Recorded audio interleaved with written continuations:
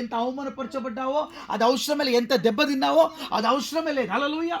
నువ్వు ఎటువంటి సమస్య అయినా సరే, నువ్వు ఎటువంటి వాడివైనా సరే, హల్లెలూయా, నువ్వు ఒక వ్యభిచారివైనా సరే, ఒక మర్డర్ చేసిన వాడివైనా సరే, ఒక పాపంలో పడిపోయినవే సరే, ఒక కింద పడిపోయిన వ్యక్తివే సరే, సమాజంలో అందరి ముందు అవమానపడిన వాడు సరే, దేవుడికి కావాల్సింది పరిస్థితులు ఎంత పెద్దగా ఉంటుందో అంత పెద్ద కార్యం దేవుడు చేస్తాడు.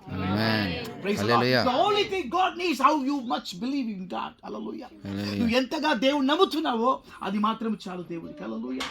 What you are going to do for God, నువ్వు ఏం చేస్తావు దేవుడికి ఈ అద్భుతం తర్వాత, that's the matter. Hallelujah. God never do any miracle just freely, man.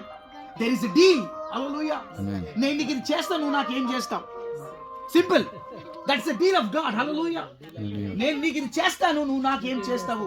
Praise the Lord. ఎంతమందికి అర్థమవుతుంది. హల్లెలూయా. ఈరోజు ఎంతమంది ప్రభా నా జీవితం ఈ అద్భుతం చేయి, అద్భుతం ఏదైనా సరే, హల్లెలూయా, నాకు ఈ అద్భుతం కావాలి, నేను నీకు ఇది చేస్తాను. ఎంతమంది చేయలేపుతారు, నాకు ఇది చేయి ప్రభా, స్తోత్రం. అది 10 కోట్ల 20 కోట్ల దేవుడు అవన్నీ పిచ్చలై, హల్లెలూయా, ఏమైనా చేయగలుగుతాడు. హల్లెలూయా, స్తోత్రం చెప్పాలి. హల్లెలూయా. అసాధ్యమైన కార్యములు చేయడానికి దేవుడు మొదటిగా వస్తాడు. Praise the Lord. Hallelujah. God is so crazy to do unbelievable things. Amen. చెప్పండి ఆమేన్. హల్లెలూయా. హల్లెలూయా. అవునా కదా? అసాధ్యమైన కార్యములు చేయడానికి మొట్టమొదటిగా దిగి వచ్చేవారు ఎవరంటే దేవుడే. ఆమేన్. స్తోత్రం. ఆమేన్. మనిషి వల్ల జరగనిది.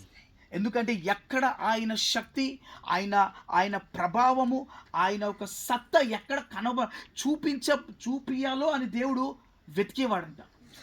స్తోత్రం. ఆమేన్. హల్లెలూయా. God is